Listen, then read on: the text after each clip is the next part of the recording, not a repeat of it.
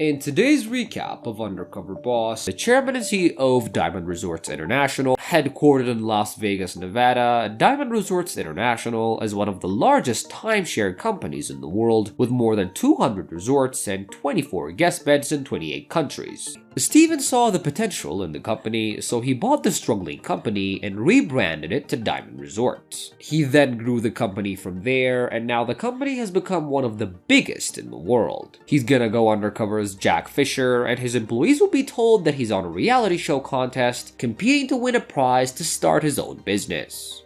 For his first job, he travels to Sedona, Arizona to work as a hotel engineer. He meets up with Randy, and he takes him to the roof so they can fix a broken AC, and Steven then tries to follow Randy's instructions and help fix the AC, but he was really bad at manual jobs, and he eventually accidentally starts a small fire. What that was a little bit of oil, and it's kind of normal to come out. They then go inside to change broken light bulbs, and while he was doing that, Steven learns that Randy used to own an RV repair business, and Randy was very good at his job, and he was able to sell his business for a good amount of money that would have let him retire. But before he got his payment in full, the people that bought his business filed for bankruptcy, and they weren't able to pay him the $240,000. With no money to retire, Randy's now working, but this time he doesn't even own his business. For his next job, Steven travels to Miami, Florida to work in the call center. He meets up with Sarah and he listens to her call first, and Sarah was trying to offer a room to a customer, but the customer wanted an upgraded one. The customer didn't have enough points to get that though, so Steven sees that Sarah could have offered another package which the customer would have accepted. Steven then hears another call where Sarah doesn't offer the best package and they lose another customer. Steven realizes that the reason Sarah is not offering the best deals is because she was not trained properly and didn't know that those details existed. He then sees her mess up again, which really pisses him off, so he decides to reveal his true identity to her and tells her that she's not doing the job properly. My name is Steve Klubeck, Chairman and CEO of Diamond Resorts. Hi. You need a lot of training, honey. He then tells her that he'll talk to the supervisor and find out why she wasn't trained properly. He then meets up with the manager, Lori, and yells at her for not training the employees, and then orders her to fix the issue immediately and decides to end his shift early. For his next job, he travels to Williamsburg, Virginia to work as a painter. He meets up with Greg, who takes him to a new place and instructs him on how to chalk up walls. They then get into the work, and Steven sees the mask that was provided was not good enough, as it still lets in a little dust, which chokes him a lot. Because you don't want to get this in you.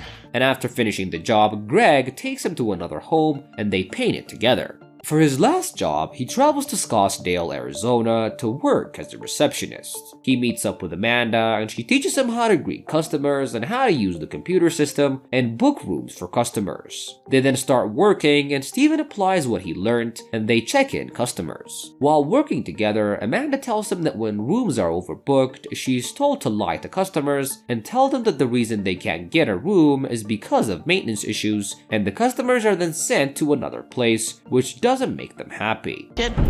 All resorts overbook because we do have a no-show factor. And after this very long encounter, Steven's undercover time finally comes to an end and he invites his employees to reveal his true identity. First in was Greg. He tells him that he was a great teacher and then tells him that he'll be upgrading all the kits for the painters and then gives him a brand new car and another $20,000 as a bonus. Next in was Sarah, and he apologizes for being harsh on her and tells her that she wasn't the problem, and then offers to train her himself and gives her $15,000 to pay for her student loans and offers to send her to a fully paid family vacation. I'm ecstatic to continue with the company. Now $15,000 off my shoulders. It's a big relief. I feel like I can breathe. Next in was Amanda, and he tells her that she was a great employee and tells her he'll fix the overbooking problem and then gives her $50,000 to help with her financial issues. Is there a word beyond life-changing? I can't even begin to describe what it is. Last in was Randy, and he tells him that he had a great time with him, and he then gives him $150,000 so he can pay off his mortgage and another $50,000 just for him. It's an unbelievable breath of fresh air. He's paying off our mortgage. In today's recap of Undercover Boss, Randy DeWitt, the mastermind behind the wildly successful Twin Peaks restaurant chain, took a bold step when he went undercover on Undercover Boss.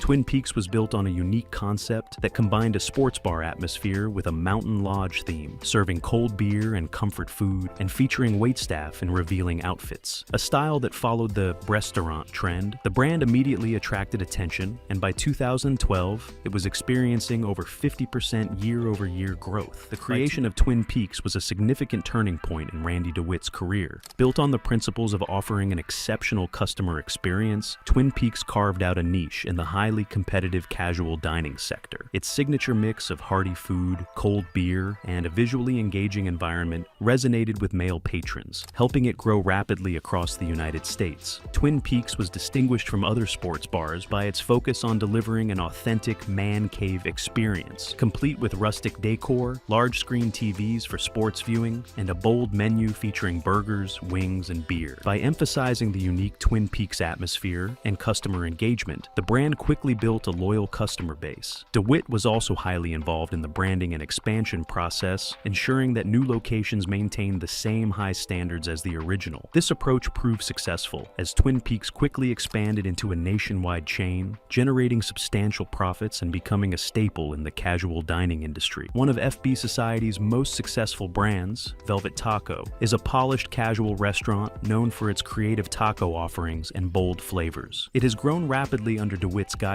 securing a significant investment from L. Catterton in 2016, which enabled the brand to expand across the country. Other notable brands like Whiskey Cake focus on farm-to-table dining with a focus on sustainability, while 60 Vines features a unique wine-on-tap model that appeals to both casual and upscale diners. Randy DeWitt is known for keeping his personal life private, though it is clear that family and adventure play significant roles in his life. Despite the demands of running a multi-brand restaurant group, Randy DeWitt is going undercover as Eric West, an aspiring entrepreneur who is competing for funding to open his own business. He then got into his jet to fly to Webster, Texas. He meets up with Marissa, a server. Before they go out, she puts spray on her, saying it attracts customers. Then they went to get their section assigned. The section was based on their rankings, and Marissa is on the 5th ranking. When DeWitt asked about it, she told him they get ranked by the way they look, attitude, and fitness. She then mentioned that the ranking is not right, and it is all politics. So the ranking here is crap.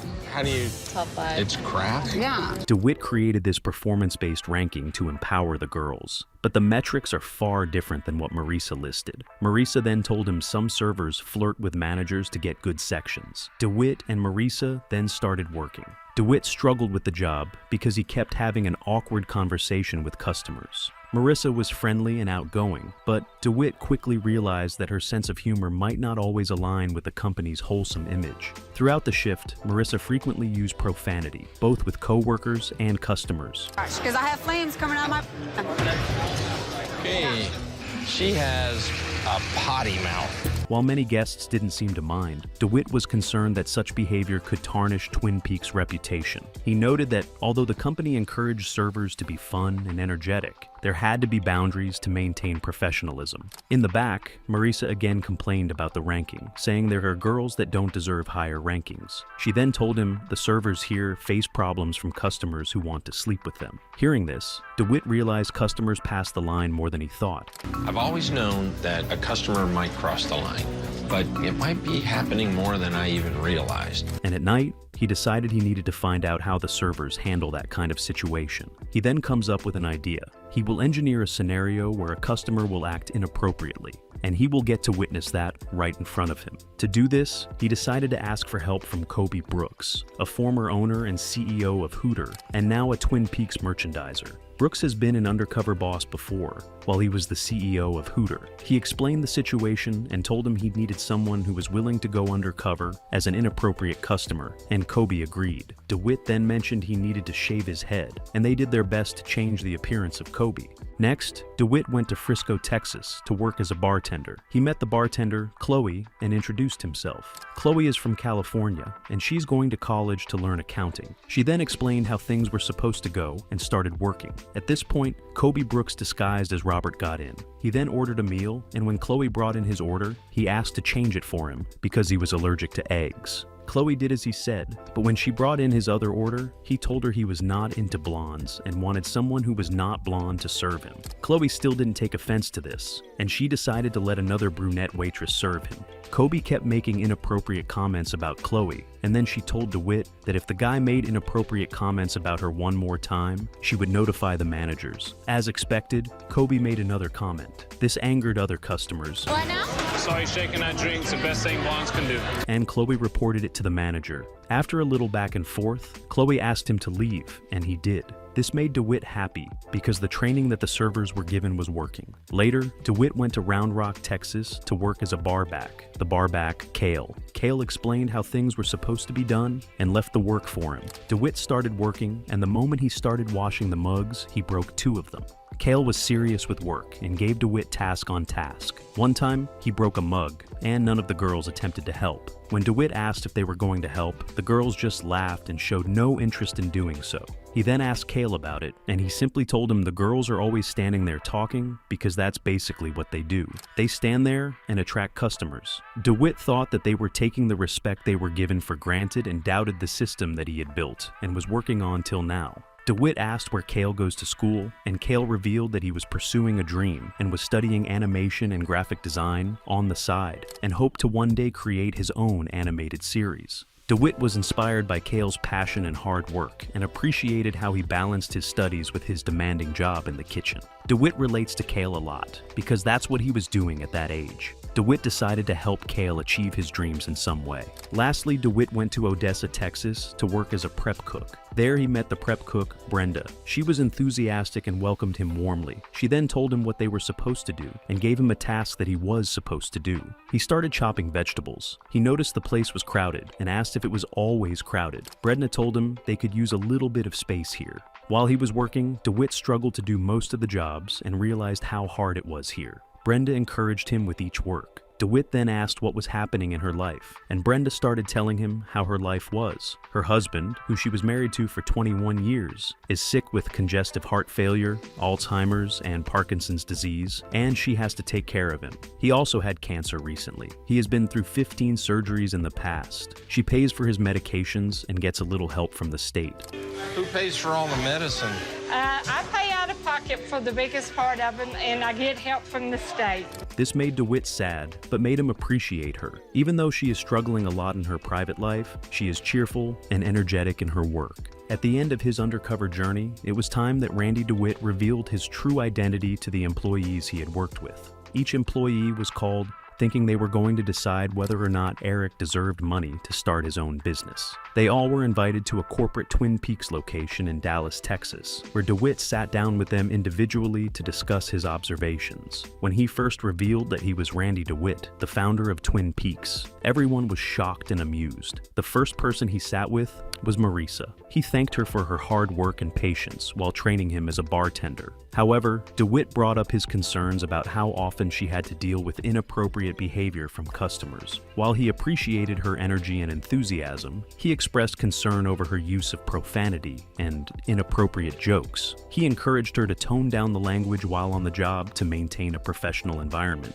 He then brought up the ranking system and explained that he created the system with the idea that it would empower the girls, but it clearly was not, because the managers were completely misunderstanding the point of it. He apologized for the lack of support she and other servers had received and promised to implement better training to fix that. As a gesture of appreciation, DeWitt also awarded Marissa $5,000 to help her continue her college education with the condition that she work on improving her behavior in the workplace. Marissa was happy about this and thanked him before leaving. The next person who sat with DeWitt was Cale. He praised Cale's attention to detail, work ethic, and dedication certification, expressing admiration for the improvements he had made in the San Antonio branch. He also promised that the girls there would understand how valuable he is. Then DeWitt told him they were going to prepare a pin that shows the Employee of the Month, and Cale would be on it. Cale will design the pin, which he will get paid for. He will also work with the marketing team, and they can use his skills when they need a graphic artist. He then asked Cale how much he owed student loans at that time, and Cale told him that he had to pay $53,000.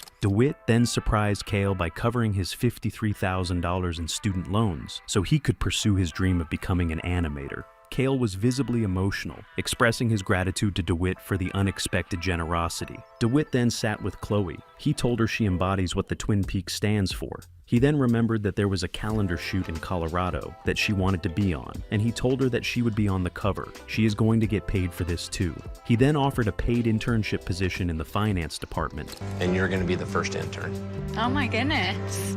It's a paid position too. Thank you so much. He then called Kobe, whom Chloe was dealing with while he was posing as Robert. Robert described himself as Kobe and a former CEO of Hooters. They both appreciated how she handled the situation. DeWitt then promised $15,000 because she needed the money to go to school. Kobe then mentioned he didn't leave a tip while he was a customer there, so he's now going to give her $15,000 as a tip.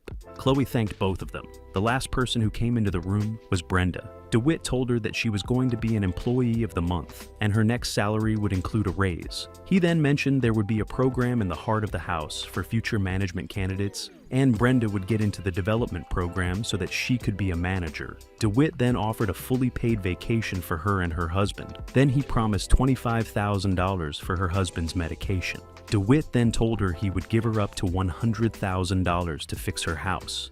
Brenda cried in emotion, and DeWitt joined her. Thanks. It's all right. I'm going to need one here in a minute, too. They hugged and cried together before leaving. After a week, Marissa is trying to stop cursing so that she will earn her $5,000. Cale is working on the Heart of the House campaign and will graduate from art school later this year, debt-free. Chloe's calendar will premiere company-wide in December after she starts her new internship. Brenda and her husband are excited about their 3-bedroom home, and they are about to watch the Cowboys from the best seats in the house. Randy DeWitt's appearance on Undercover Boss may have cast a favorable light on Twin Peaks' internal workings. Thank you for watching, and remember to subscribe and like the video if you don't want to miss the next shocking video.